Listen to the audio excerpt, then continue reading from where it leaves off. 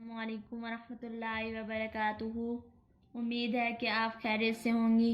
آج میں آپ کو بتاؤں گی امام جب سمیع اللہ لمن حمیدہ کہے تو مقتدی کیا کہے، اس کے بارے میں اختلاف ہے، لیکن آپ میرے چینل کو سبسکرائب اور لائک کرنا مت بھولیے گا۔ امام اعظم رحمۃ اللہ علیہ کے نزدیک جب امام سمیع اللہ لمن حمیدہ کہے گا تو ربنا لک الحمد امام کے لیے درست نہیں ہے، بلکہ مقتدی صرف ربنا لک الحمد کہیں گے۔ امام شافعی رحمۃ اللہ علیہ کے نزدیک امام سمیع اللہ لمن حمیدہ اور ربنا لک الحمد دونوں کہے گا، اس کے بعد مقتدی صرف ربنا لک الحمد کہے گا۔ اب فریق اول امام اعظم ابو حنیفہ کی دلائل کہ اس روایت سے ہے کہ جن میں ہے کہ آپ صلی اللہ علیہ وسلم نے فرمایا کہ اذا قال الامام سمیع اللہ لمن حمیدہ فقولوا ربنا لک الحمد، کہ جب امام سمیع اللہ لمن حمیدہ کہے تو مقتدی ربنا لک الحمد کہے۔ اس روایت سے معلوم ہوتا ہے کہ امام کی ذمہ داری صرف تسمیع کہنا ہے اور مقتدی کی ذمہ داری صرف تحمید کہنا ہے۔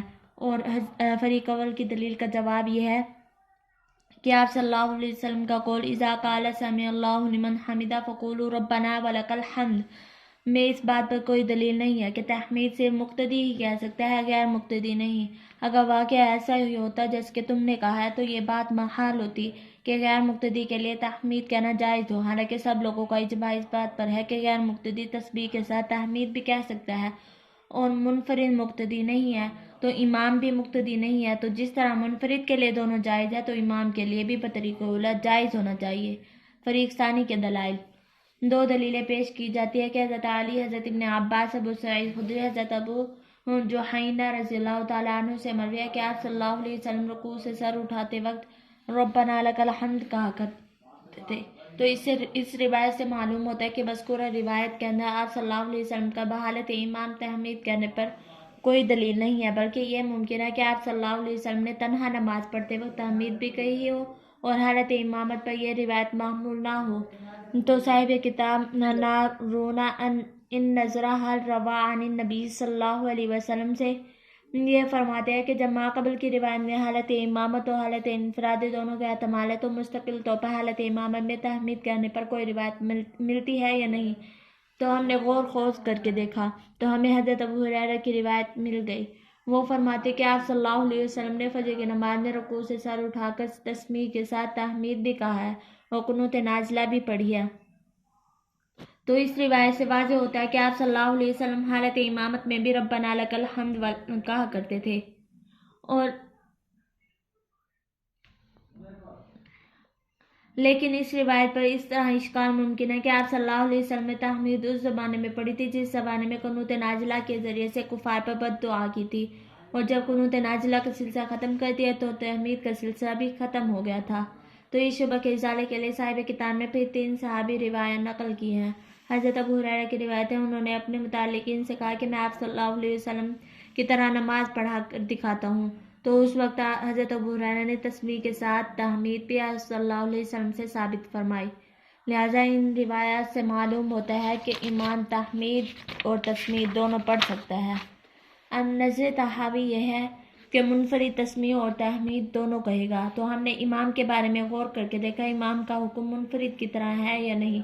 چنانچہ ہم نے غور کر کے دیکھا تو افعال صلاۃ میں سے ہر ایک میں امام اور منفرد دونوں یکساں ہوتے ہیں۔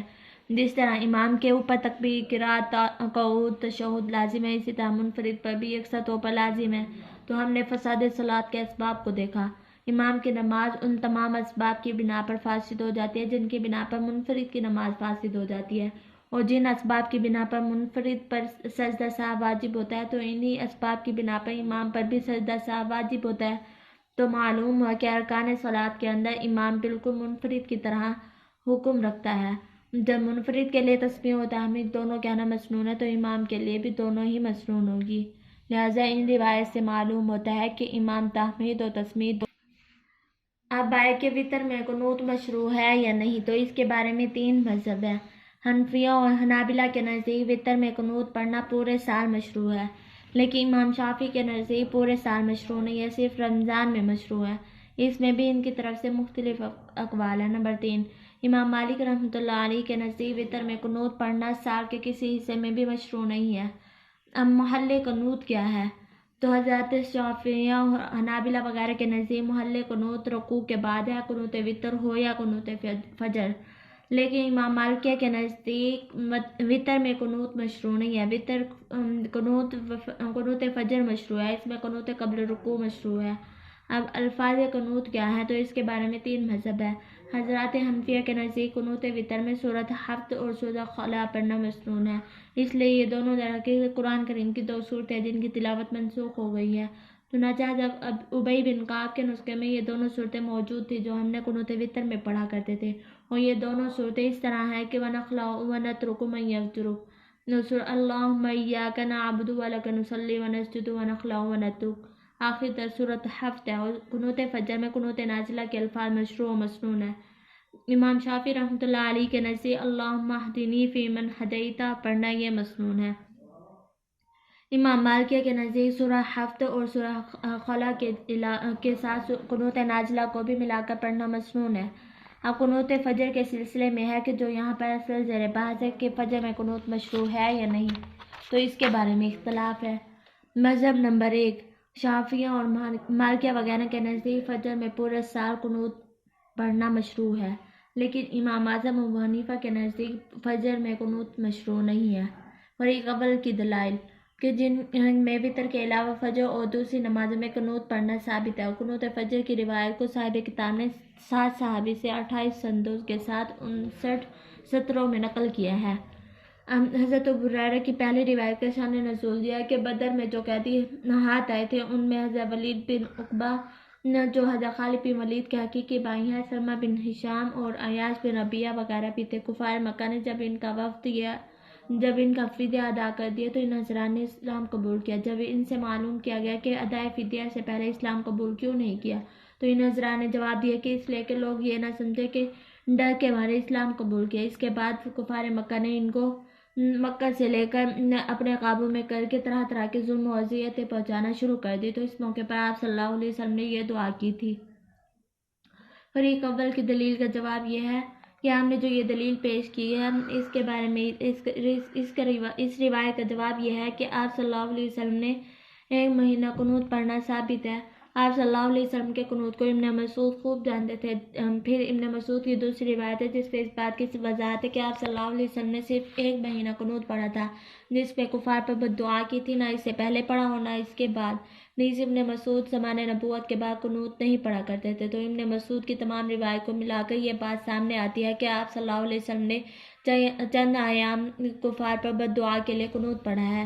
اب ابن عمر کی روایت کا جواب یہ ہے کہ ہم نے جو یہ کہ کفار مشرکین پر بد دعا کے لیے قنوت پڑھا کرتے تو اللہ تعالیٰ نے آیت کریمہ لیس لک من الامر شیء کے ذریعے سے ممانعت فرمائی ہے، جس سے ابن مسعود کی روایت کا منسوخ ہونا معلوم ہوتا ہے۔ نیز زمانے نبوت کے بعد ابن عمر قنوت پڑھنے والوں پر نکیر فرمایا کرتے تھے اور یہ کہتے تھے کہ قنوت اب جو پڑھا جا رہا ہے یہ اہل عراق کی پیداوار ہے، ہمیں معلوم نہیں ہے کہ اکابر صحابہ میں سے کوئی بھی یہ قنوت پڑھا کرتا تھا۔ ابو مجلس و ابو شعثاء کے سوال کے جواب میں حضرت ابن عمر نے فرمایا کہ ہم نہیں جانتے کہ فجر کی نماز میں آپ صلی اللہ علیہ وسلم یا آپ صلی اللہ علیہ وسلم کے بعد کسی سے رکوع سے پہلے قنوت پڑھنا ثابت ہو۔ ہاں البتہ آپ صلی اللہ علیہ وسلم رکوع کے بعد قنوت پڑھا کرتے تھے، وہ آیت لیس لک من الامر شیء کے ذریعے منسوخ ہو چکی ہے۔ اس کے بعد آپ صلی اللہ علیہ وسلم اور خلفائے راشدین نے قنوت نہیں پڑھا، لہٰذا اس سے یہی معلوم ہوتا ہے کہ ابن عمر کی روایت سے بھی قنوت فجر پر استدلال نہیں کیا جا سکتا۔ وآخر دعوانا ان الحمد للہ رب العالمین۔ ہمارے چینل کو سبسکرائب ضرور کیجیے گا۔